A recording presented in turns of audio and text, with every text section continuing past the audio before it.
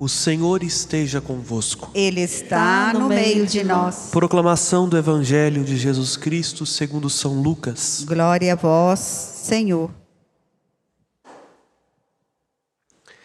Naquele tempo, todos estavam admirados com todas as coisas que Jesus fazia.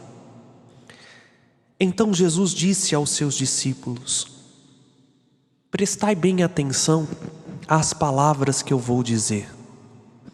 O Filho do Homem vai ser entregue na mão dos homens. Mas os discípulos não compreendiam o que Jesus dizia. O sentido lhes ficava escondido, de modo que não podiam entender. E eles tinham medo de fazer perguntas sobre o assunto. Palavra da salvação. Glória a vós, Senhor.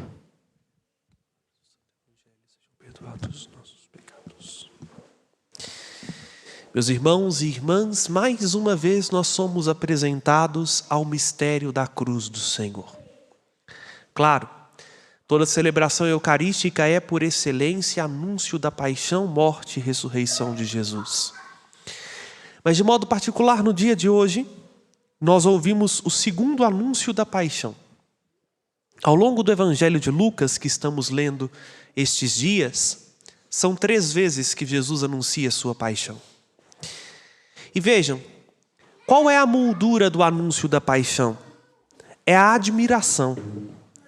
O Evangelho começa nos dizendo que todos estavam admirados com as coisas que Jesus fazia. Bom, num certo momento a gente pode querer dizer assim: aquilo que Jesus faz é algo muito bom, e de fato é. E isso é de maravilhar o coração de muita gente.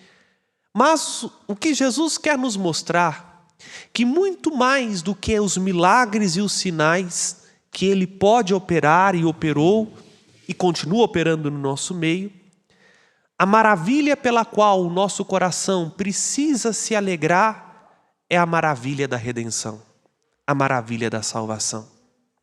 Até porque isto ninguém pode nos dar a não ser o próprio Jesus. Nenhum outro pode nos salvar a não ser Ele.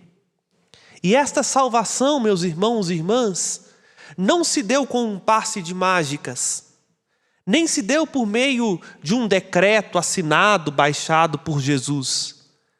Esta salvação se deu na cruz. É por isso que Ele anuncia, mais uma vez, a sua cruz, o mistério da sua entrega no Calvário. E vejam, termina o Evangelho dizendo que os discípulos não entenderam o que Jesus quer dizer. Até porque, sejamos bem francos, é uma lógica muito contraditória da nossa, né?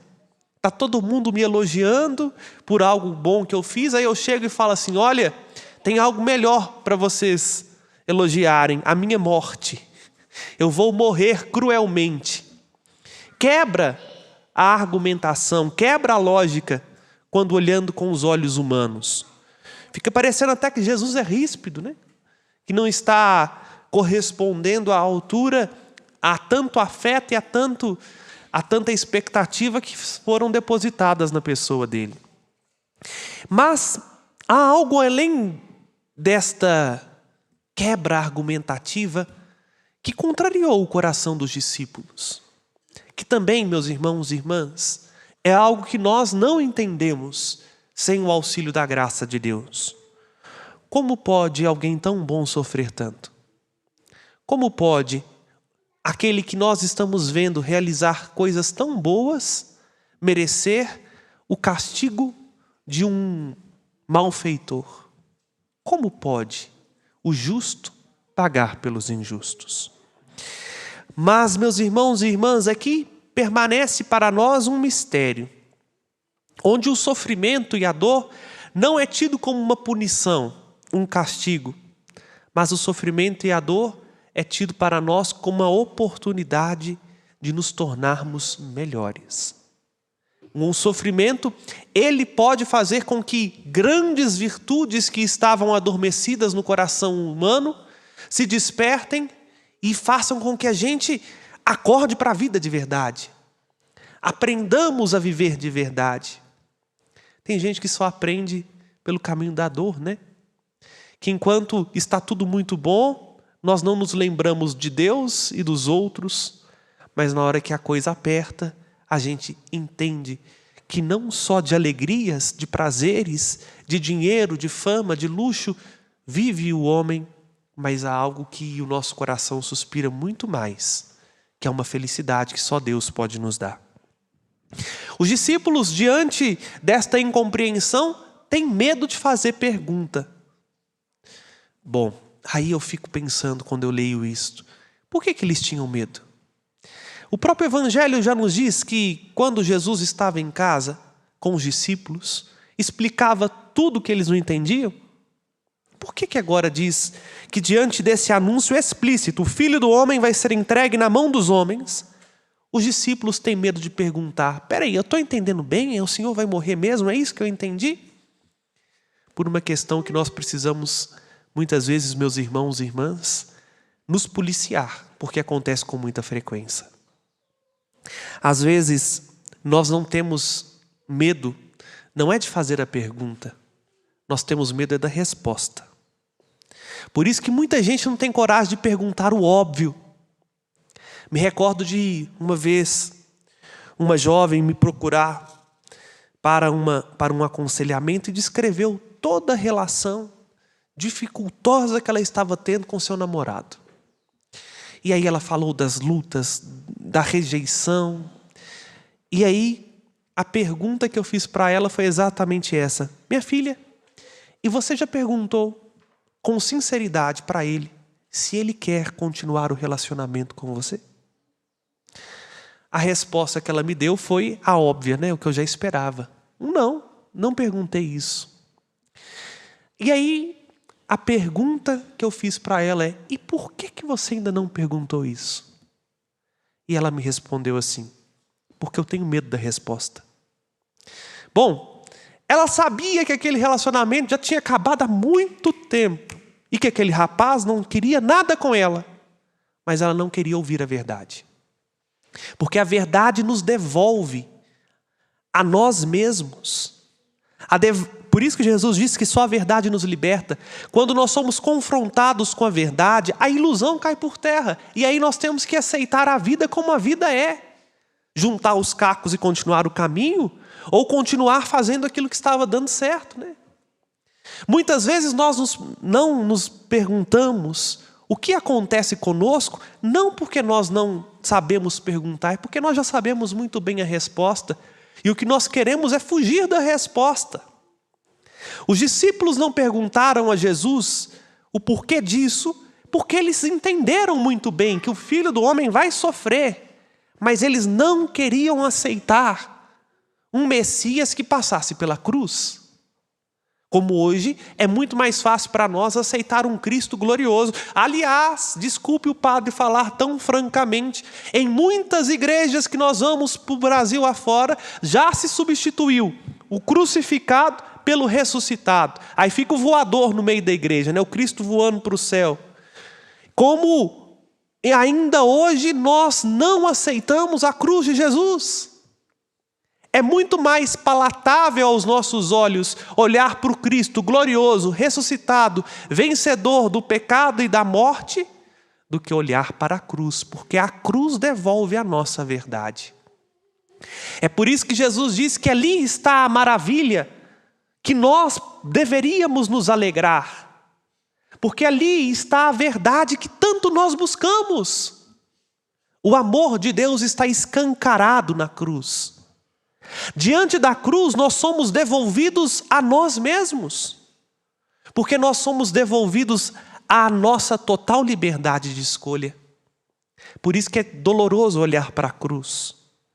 Nos dói perceber que o amor de Deus foi até onde eu e você não temos a coragem e não queremos ir, mas Ele foi por nós. E o único caminho para salvar-nos, meus irmãos e irmãs, é o caminho da cruz. A cruz não é só aquilo que nos faz sofrer. A cruz é aquilo que nos faz ser parecidos com Deus. Por isso, meus irmãos e irmãs, diante do mistério tão grande da cruz do Senhor, nós precisamos com sinceridade acolhê-la. não queiramos fugir do mistério da cruz de nosso Senhor Jesus Cristo. Aliás, até porque o padre se viu ali, né, no retorno que está indo para a TV, nós carregamos a cruz com muita facilidade, mas é necessário trazê-la no nosso coração. É necessário fazê-la não um amuleto, mas um projeto de vida. Porque a cruz nos ensina de fato o que é viver. Não tenhamos medo, meus irmãos e irmãs, de perguntar a Jesus a verdade que passa pela cruz. Mas tenhamos realmente medo de uma única coisa, de perdermos de nós mesmos e, perdendo de nós, nos perdermos de Deus. Que bendita e louvada seja a cruz de nosso Senhor Jesus Cristo, porque nela nós encontramos a verdade. Nela, a pergunta que o próprio Deus fez à criatura, Adão, onde estás? É respondida pelo Cristo. Porque ali nós somos chamados a comparecer diante da verdade, que às vezes tanto queremos omitir e que tanto queremos escondê-la. Eis para nós a nossa salvação. E é por isso que eu convido a terminarmos esta homilia cantando. Fábio, por favor, acho que um Mi maior vai dar certo. Cantando esta música que o povo sempre cantou. Bendita e louvada seja a cruz de nosso Senhor Jesus Cristo. Porque cada vez que nós louvamos a cruz, nós não louvamos o sofrimento, mas nós louvamos o mistério mais sublime do amor. O amor de um Deus que não conhece limites, para salvar o coração do homem, para vir ao nosso encontro.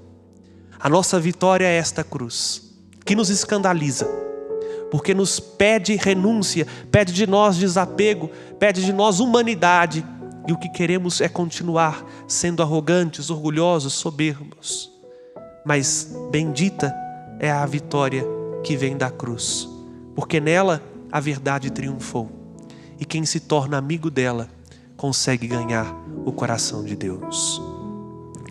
Bendita e louvada seja no céu a divina luz, e nós também cá na terra louvemos a Santa Cruz, e nós também cá na terra louvemos a Santa Cruz. Os céus cantam a vitória de nosso Senhor Jesus. Cantemos também na terra louvores a Santa Cruz. Cantemos também na terra louvores a Santa Humildes e Cruz. confiantes, levemos a nossa cruz. Humildes e confiantes, levemos a nossa cruz, Seguindo o sublime exemplo seguindo o sublime de nosso Senhor exemplo Jesus. de nosso Senhor Jesus. Seguindo o sublime exemplo de nosso Senhor Jesus. Nós os adoramos, Senhor Jesus Cristo, e vos bendizemos. Porque pela vossa Santa Cruz remistes o mundo. Com fé, diante do mistério do amor que se presentifica neste sacramento, apresentemos ao Senhor as nossas preces. De pé, juntos respondemos.